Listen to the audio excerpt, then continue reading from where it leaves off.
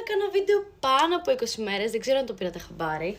Αλλά σήμερα είμαι πάλι πίσω για να κάνουμε το αγαπημένο σου βίντεο που δεν νομίζω να είναι άλλο πέρα από χολάκι. Εντάξει, νομίζω δεν θα μπορούσε να ξεκινήσει καλύτερα.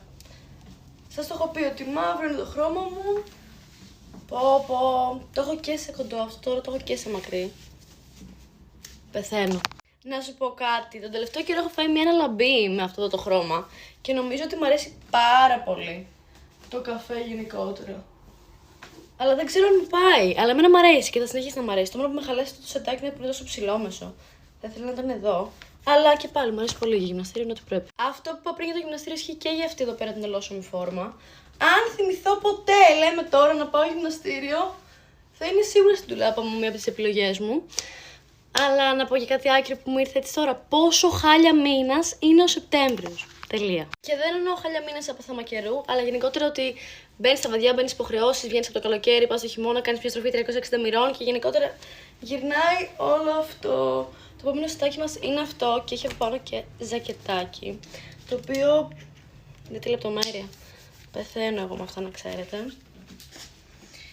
Το γυμναστήριο φέτος θα με δει πολύ ενωμένη αν θυμηθώ να πατήσω, ξαναλέω. Και τώρα πάμε σε ένα φόρμα που νομίζω ότι δεν μου πάει καθόλου, δεν ξέρω, λόγω χρώματος, λόγω κοψίματος.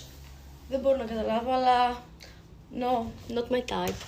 Άκου να δεις τώρα τι γίνεται με αυτό εδώ πέρα το φόρμα. Ενώ είναι τόσο ωραίο και πραγματικά μου αρέσουν πάρα πολύ τα αέρινα φορέματα κάτω. Και μου αρέσει, μου κάθεται πολύ καλά.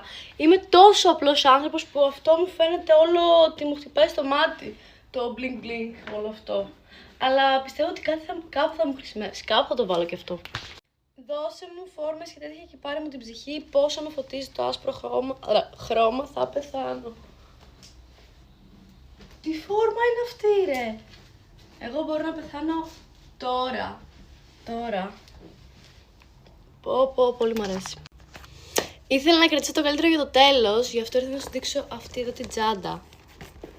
Εντάξει, μπορώ να πεθάνω τώρα και μπορώ να τελειώσω κιόλας.